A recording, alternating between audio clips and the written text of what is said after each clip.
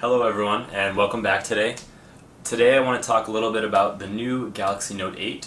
I've seen a lot of reviews out there. I have owned the Note series since the Note 3, so this is going to be a little bit of a different perspective from a long-time user of the Note as my main driver. It's been my only phone for the last 5 years. First, digging into the hardware, we obviously now have, since the Note 7, we've gotten rid of the physical tactile buttons on the bottom, and it's increased the screen size.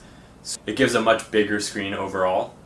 Still have the always-on display, and one thing, the back, similar to the Note 7, is made of pure glass, which allows for wireless charging, and it's a huge fingerprint magnet. So two ways around that are either buckle up, get a low profile kind of case, because it's a big phone already. I wouldn't really recommend something like an OtterBox or something that size. It is pretty narrow in general, but when you add a case it does get pretty wide and it's already pretty tall. So something pretty low profile. I'll try to do a review of some other cases and some accessories, but going back to that, I did install a D-brand skin here. So if you can see, it's kind of a faux leather pattern here, and then I have a bamboo kind of cover over the camera, which provides a pretty grippy texture. That's why I chose the faux leather. It does not slip at all in my hand, so that's a good thing, and definitely don't want to lose or break your $930 phone when dropping it. So D-brand is a pretty well-known skin brand. There are a few others out there that make them, but I thought it was kind of funny, their logo. It's not just a product, it's a culture. So don't really know about that, but they do make very good skins. They are laser cut, very precise. Application is super easy. You can also put your own vinyl on if you want, but I would recommend doing something like that, both for aesthetics of the glass, picking up fingerprints, and also just so you don't drop it. Now, going into the new S Pen, it has over 4,000 levels of pressure sensitivity, and it is very noticeable in terms of the gradients you can kind of provide in terms of the softness and whatnot. You can actually write underwater with the IP68 waterproofness. Now, I don't know why you'd want to unless you're some sort of oceanographer, but it is cool that it's waterproof in general, so if you take the phone underwater, it's not going to get damaged. Brings me back to the next point, the screen. So when I had the Note 7, I got a bunch of different screen protectors, had to return 2 of them.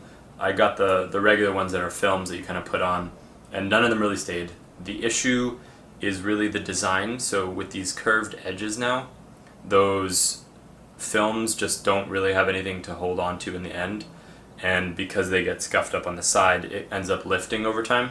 So I did get a tempered glass case. It is Invisible Shield by the company Zag, and so far I've been pretty pleased with it. It does have a lifetime warranty, so for $45 or $49 it is pretty expensive, but at the same time that's all you have to buy throughout your Note 8 ownership length, which is pretty nice peace of mind. So it is a good screen protector. There are a few others out there, but when I do my accessories review, I'll talk about those. Now, one of the things that I'm really happy to see is Bluetooth 5.0 in the Note 8. Now, I use a lot of wireless headphones, you may have seen in my reviews, and the performance has definitely improved for pretty much across the board for all the headphones I use. The range when I'm inside is pretty incredible now for every device. It's much better in terms of battery usage, I think, too. So that's nice to see. One kind of disappointing feature is the speakers down here. Now, for such a flagship device, you would expect for them to have, I don't know, at least 2 speakers or maybe some front-facing speakers. It's not soft in general, but it just doesn't sound great. So I would like to see that in the Note 9 or 10. at some point. They definitely have not improved their speaker since probably like the Note 5, or if they have, it hasn't really shown. So another thing you guys will be happy to see is the headphone jack. And in the case, they do provide these nice AKG headphones. Tested them out, they sound pretty good. Not like the best headphones, but definitely better than, I don't know, some standard ones they gave in the Note 7 case, which were just kind of white Samsung ones. So that is definitely a plus. If we go back to the camera, this is where they've made one of the biggest improvements. Now, the camera, it has dual cameras in the back, and they are both optically stabilized. So pretty much photos you take are going to be pretty crisp, no matter if you're a little shaky.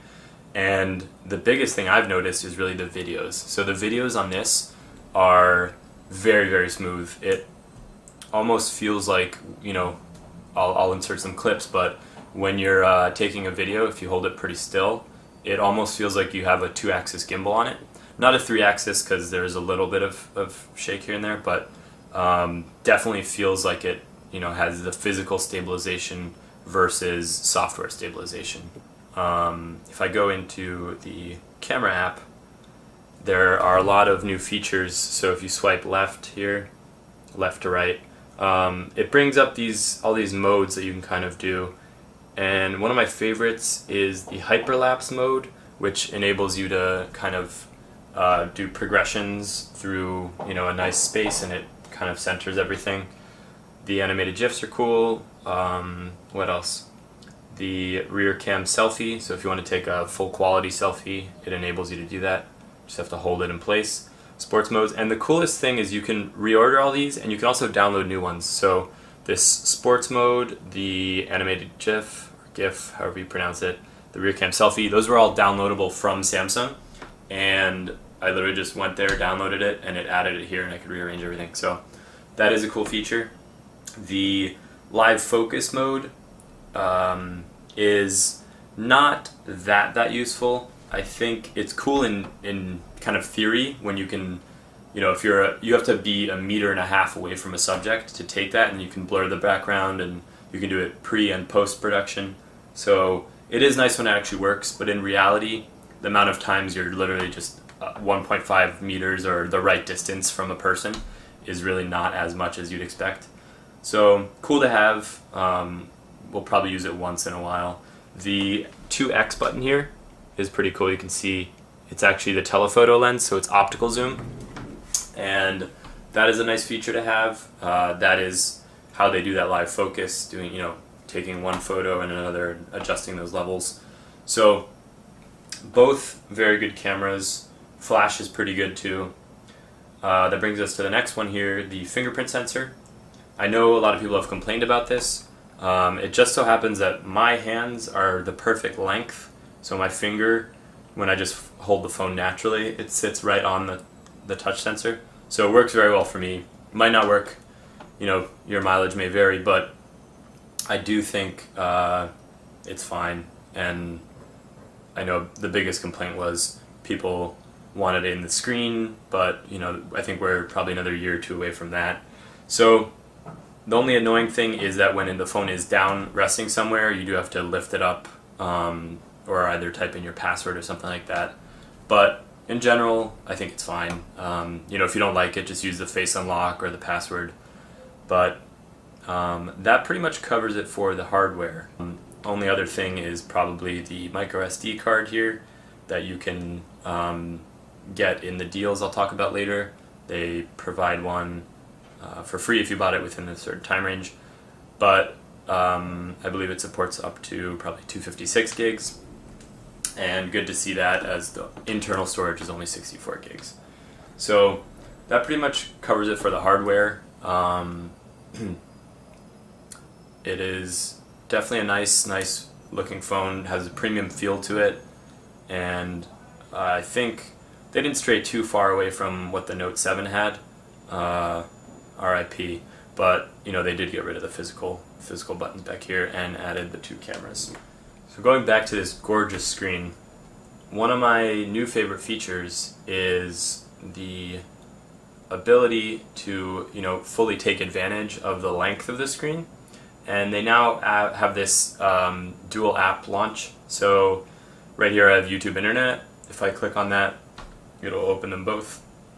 You can see my latest car video I'm watching up here, and if you look at the size of this, the bottom portion of the internet, that's almost like a regular phone size. So you get all of that, and then you still have this space up here to watch content or do whatever you want to do with two apps. So this is a really cool feature. You can customize all of the apps and how you use them, but very cool feature they added, and I've been using it a lot. Probably one of the coolest features I'd say is for content consumption. Now, I'll turn the brightness up here so you can just see how bright this screen gets. It is pretty ridiculous. You can basically see it in any sort of daylight. But see here, we can actually make it full screen. So it crops to fit the whole screen. Now this is the new Mercedes Project 1, but you can just see the amount of detail that it provides, and it really is a second to none experience on a mobile device to be able to watch some content on this 6.3 inch screen. Looks very good. So that is probably one of my favorite features of the screen, just because I do watch a lot of YouTube and shows on here. So with the new hardware, the 6 gigs of RAM, the Snapdragon 835, the phone is very snappy. You do feel like it's very quick in all your kind of tasks. I did notice some very, very tiny hiccups, and when I say hiccups, they're very minor in TouchWiz.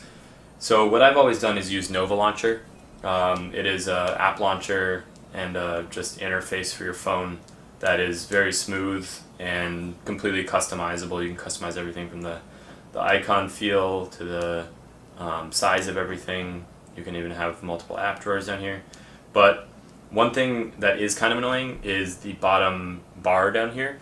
You can, in the settings, you can flip things. So like you can have back on this side and the app window here. Home button's always in the center. But it doesn't allow for you to change the color to like a dark black or something like that. It allows you to do like blue, red, yellow or something. This is the gray setting, so this is the darkest. I would really like to see that changed, but that so far has to be a Samsung feature that they add.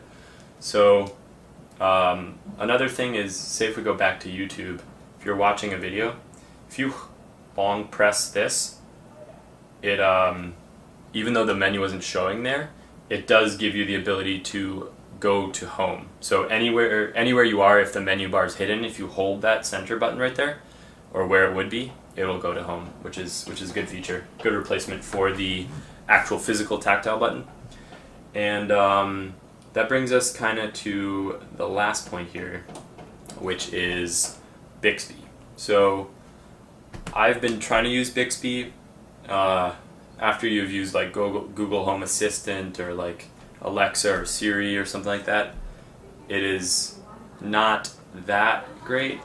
It will get better, but it does have some cool features. Like you can say, hey Bixby, good night or something. It'll set your alarm that you've pre-programmed, turn on the yellow light filter, go to silent. So things like that are pretty useful. I've actually found that when the alarm goes off in the morning, I can just say, Bixby, turn off the alarm, or Bixby, snooze, and she'll do that. So that is kind of cool. They'll definitely keep adding functionality to that. And there is the ability to actually have Bixby just listen in the background all the time. I haven't enabled that yet because I think it probably kills a lot of battery if you have something constantly listening. But you can get like rewards with Bixby. They're really trying to push it. So I know on like the S8, they've allowed you to disable this button. It would be nice to see that in the Note 8 too, or even have it be something else, so like a camera shutter or something like that. But that can all come with software, so not a huge knock on it.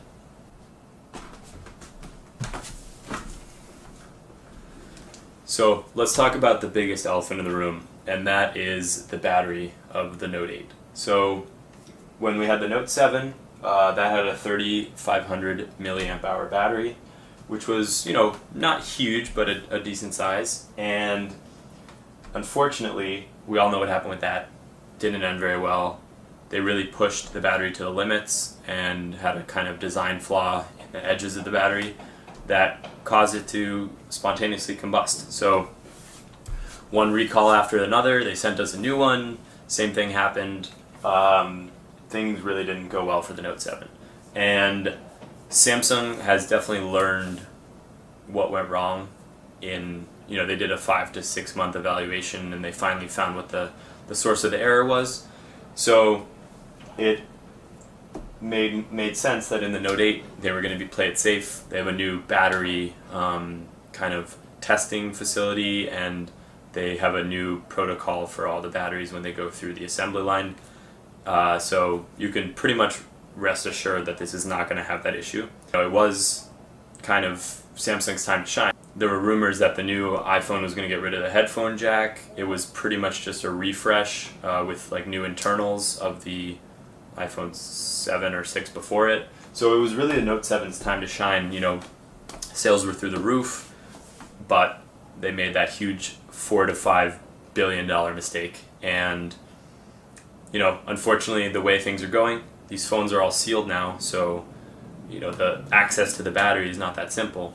And that's just kind of the way the market's going to go. So we're probably not going to see removable batteries, which does, bring that issue to question. So in the Note 8, they definitely played it safe with a bit smaller battery than the S8 Plus or the Note 7, and with the physical constraint of having a stylus on the whole left side here, there's only so much you can cram in there, right? And they're not going to push it based on their previous history. So one of the issues that we are facing is the capacity of lithium-ion batteries, right? So it is great that they have the new fast wireless charging standard on here.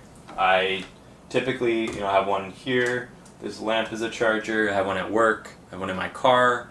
And so what I do is, I just throw it on here for 30, 40 minutes at a time, get it up to 80%, 90%, and then I kind of go along my day, and at another point when I need to charge it, I'll just throw it on for another 30, 40 minutes or so. It charges very quickly.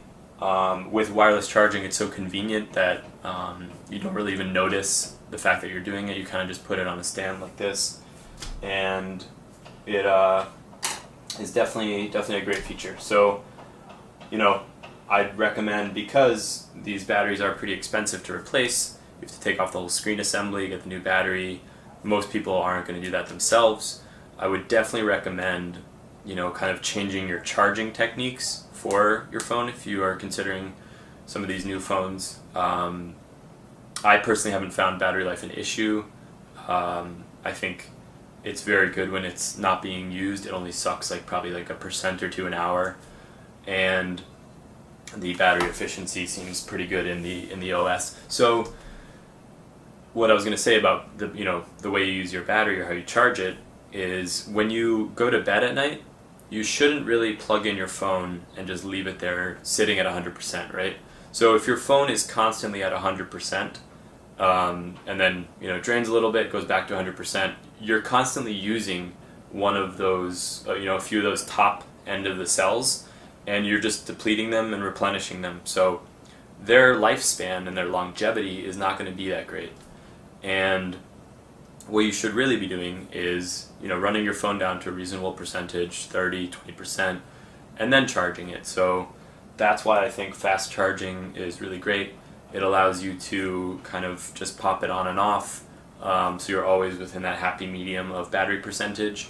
And that is really over your course of ownership, so 2 to 3 years, that's definitely going to affect, the longevity of the battery, which is something that affects everyone, right? Everyone always complains about their battery life, and they've had their phone die and etc. So just kind of a tip to keep in mind. Now, going back to the competition, you say, okay, the S8 Plus, it has a 3500 milliamp hour battery. It's cheaper, pretty much a similar size, maybe even feels a little bit nicer in the hand. But you got to consider that this is really for the power user that likes the stylus. So if you don't like the stylus and you don't think you're going to use it, then hell yeah, I'd say get the SA Plus. It's cheaper by over $100. It's like just over $800 if you buy it outright. And it's a great phone. It's pretty much the same hardware. This has 6 gigs of RAM, that has 4 gigs. So a little bit, different in terms of multitasking, but are you really going to notice that on a day-to-day? Probably not. Maybe 2 to 3 years down the line you will, but it's, definitely a worthy alternative. And for the people that like the Note series, they already know what they want. So that's not really the issue. It's really just for people that are newcomers to the series. The S8 Plus is a great alternative. So definitely check that out too if you're interested in something this size with this kind of productivity and this kind of screen. Really quickly though, when you do buy the phone, if you buy it within a certain time period, and I'll tell you what that is, there's a Shop Samsung app which you just download, and it gives you the ability to pre-order these accessories that are offered with the Note 8. So you can get the Gear 360 cam, or you can get a 128 gig micro SD card with the wireless charging pod. I already had this, so I chose to get the Gear 360, and I also got a 256 gigabyte card when I had the Note 7 last year for all of 2 months until they pried it from my hands. Now, pretty much you just go in here, register, show a picture of your receipt, and they'll give it to you. It does, if we go to the Learn More here, you do have to buy it during a certain time frame. So let's see. And if you bought it from, I think it was 8/24 to 9/24, you are able to cash in on these one of these 3 product, or 2 of them or 1 of them. But either the Gear 360 or the memory card and the charging pad. So if you did buy them during this time frame, which is up until this weekend, Sunday I believe, then you have until October 14th at midnight to cash in on those. So definitely make sure you do that. I think the Duo is a $189 value, and the camera is a $230 value. So really no reason not to get these. I will be doing an accessories video.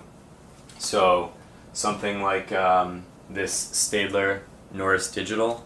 It is a nice kind of pencil shape, very long, great feeling to it, and it's very, very precise, just like the new S Pen. So it gives you that fine granularity that you want when you're taking notes or drawing or annotating stuff. It is pretty cheap too. It's $25 to $30, I think. And then I'll be reviewing some wireless charging pads, the Gear 360, some of the cases, headphones, and all that stuff. So stay tuned. If definitely subscribe if you want to check some of that accessory stuff out. And this is my first phone review. I think the phone market's so saturated that I don't really find doing reviews on them are very useful, but this is my daily driver. It's the only phone I use, so I figured I'd do a little review on this. So if you did enjoy this review, find it helpful maybe, definitely give a thumbs up, and that'll let me know that you guys kind of like this content, and maybe I'll do more of it if there is the desire for that. So thanks for watching, guys, and I will catch you in the next one.